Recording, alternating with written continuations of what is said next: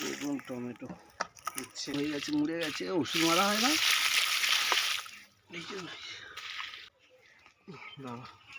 লাউ গাছটায় জল দিতে হবে। তুমি অনেকক্ষণ জল দিচ্ছ, আমি এবার একটু জল দিয়ে দিই।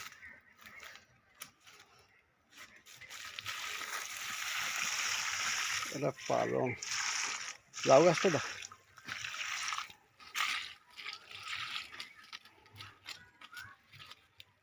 আরে এত কড়াই দিতে হবে না, এই সাইডটা দাও, এই সাইডটা দাও, পাইনি তো।